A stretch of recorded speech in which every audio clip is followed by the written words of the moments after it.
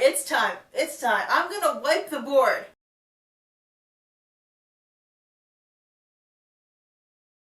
Natural unity? Everyone's lands are 2/2s. Yep, that does it.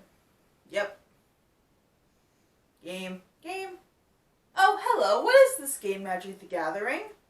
Well, it's a card game that people play where you summon creatures into battle. You have your life force, and you lose when your life force hits 0. Okay, that's not a good explanation. Oh, whatever, you're here, you probably know what the game is. I just got this new set called Ikoria Lair of Behemoths out, focusing on big creatures and moving various abilities around and these new ability counters. You know, there's a whole lot more counters out now than there ever were. And it feels like a lot more mental energy is going to be required to manage all these counters. Or, you know, now my creature is suddenly going to have 6 different counters on it, and it's going to be a freaking nightmare to move and keep track of these counters.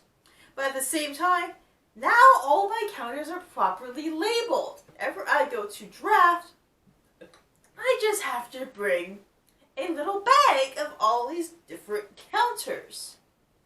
I mean, I'm gonna get this card from Wizards, cut it out, and freaking make these counters for Magic. Like, never in the history of Magic have we actually had to do this where we were given a sheet of cardboard, and we had to cut out the freaking pieces and use them as counters. Yes, this makes some things easier. In Commander, if you're playing Rayami, for example, rather than trying to remember every single keyword that he has, stick a counter on him. He's got Vigilance. Yes, now he has Death Touch. Great! I mean, like, what did people do before? Use a sticky note? Like, yes, Wizards. We needed all these kinds of different counters. Now, I'm wondering if this is going to set the stage for future sets and future formats, where rather than saying, this creature has X ability, it just says, this creature enters the battlefield with this counter on it, and that way, it's more conducive to removing abilities from creatures and also putting new abilities on. Apart from things like flying, we haven't really been able to just remove abilities and give abilities to creatures so fluidly like this before. And this format almost feels like it's way more conducive to an online setting than most other sets prior. And it feels like Magic is kind of trying to do this as a vehicle for phasing out paper.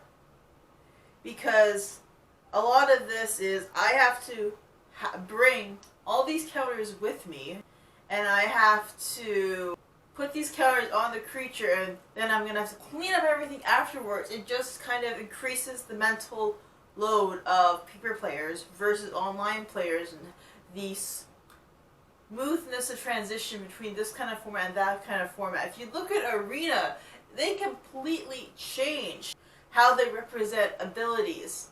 And it's actually a much cleaner way to represent abilities digitally than what Arena used to have.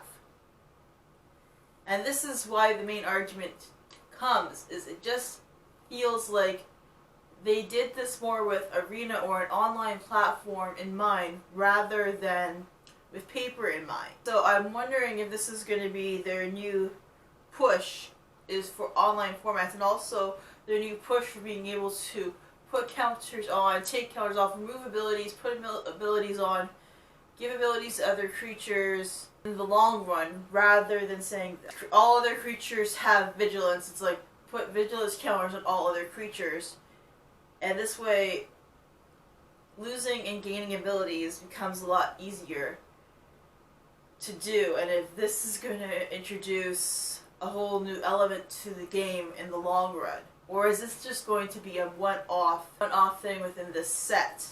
I don't actually see a whole lot of people talking about this, particularly how this set actually changes the format going backwards as well as forwards, because we've never really had just named counters you cut out before. We usually had to manage our own counters as players, and now we just can say, okay, I have a filibuster counter, and I have a fate counter, and a coin counter, and I have a vigilance counter, and I have a +1/+1 counter, and I have all these other counters that now can be properly represented with these little chips. That's basically what they are. They're like poker chips.